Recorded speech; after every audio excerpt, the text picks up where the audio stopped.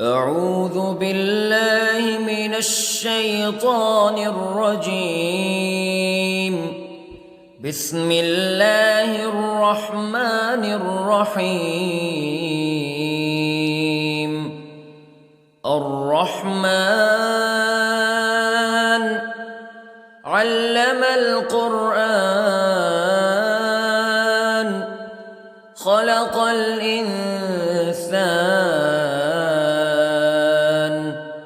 علمه البيان.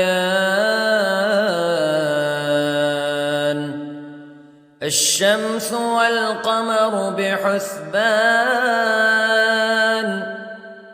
والنجم والشجر يسجدان والسماء رفعها ووضع الميزان ألا تطغوا في الميزان وأقيموا الوزن بالقسط ولا تخسروا الميزان. والأرض وضعها للأنام فيها فاكهة والنخل ذات الأكمام والحب ذو العصف والريحان فبأي آلاء ربكما تكذبان. خلق الإنسان من صلصال كالفخار وخلق الجان من مارج من نار فبأي آلاء ربكما تكذبان. رب المشرقين ورب المغربين فبأي آلاء ربكما تكذبان. مرج البحرين يلتقيان بينهما برزخ لا يبغيان فبأي آلاء ربكما تكذبان. يخرج منهما اللؤلؤ والمرجان فبأي آلاء ربكما تكذبان. وله الجوار المنشآت في البحر كالأعلام فبأي آلاء ربكما تكذبان. كل من عليها فان ويبقى وجه ربك ذو الجلال والإكرام فبأي آلاء ربكما تكذبان. يسأله من في السماوات والأرض كل يوم هو في شأن فبأي آلاء ربكما تكذبان. سنفرغ لكم أيها الثقلان فبأي آلاء ربكما تكذبان.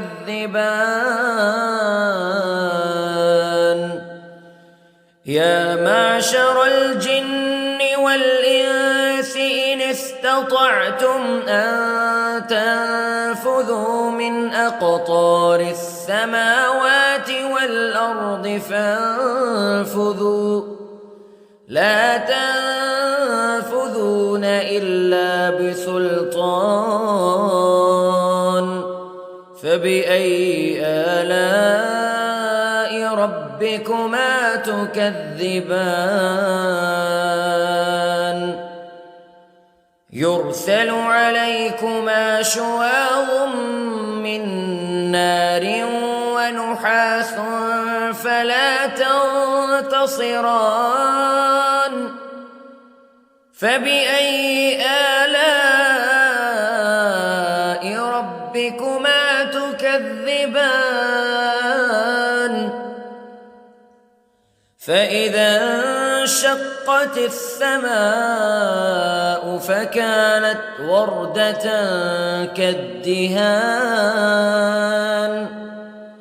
فبأي آلاء ربكما تكذبان فيومئذ لا يسأل عن ذنبه إنس ولا جان فبأي آلاء ربكما تكذبان يعرف المجرمون بسيماهم فيؤخذ بالنواصي والأقدام فبأي آلاء ربكما تكذبان هذه جهنم التي يكذب بها المجرمون يطوفون بينها وبين حميم آن فبأي آلاء ربكما تكذبان ولمن خاف مقام ربه جنتان فبأي آلاء ربكما تكذبان ذواتا أفنان فبأي آلاء ربكما تكذبان فيهما عينان تجريان فبأي آلاء ربكما تكذبان فيهما من كل فاكهة زوجان فبأي آلاء ربكما تكذبان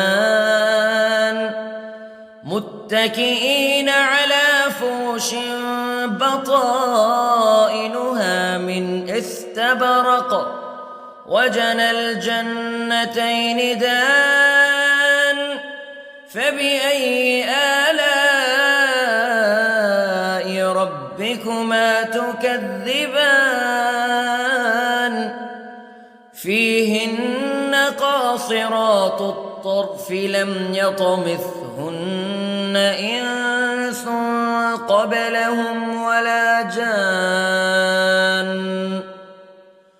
فبأي آلاء ربكما تكذبان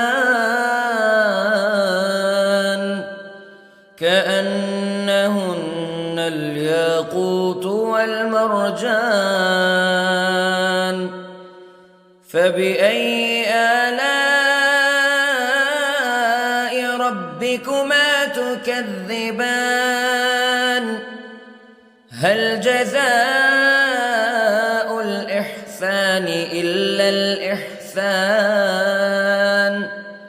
فبأي آلاء ربكما تكذبان ومن دونهما جنتان فبأي آلاء ربكما تكذبان مدهامتان فبأي آلاء ربكما تكذبان فيهما عينان نضاختان فبأي آلاء ربكما تكذبان فيهما فاكهة ونخل ورمان فبأي آلاء ربكما تكذبان فيهن خيرات حسان فبأي آلاء ربكما تكذبان حور مقصورات في الخيام فبأي آلاء ربكما تكذبان لم يطمثهن إنس قبلهم ولا جان فبأي آلاء ربكما تكذبان متكئين على رفرف خضر وعبقري حسان فبأي آلاء ربكما تكذبان تبارك اسم ربك ذي الجلال والإكرام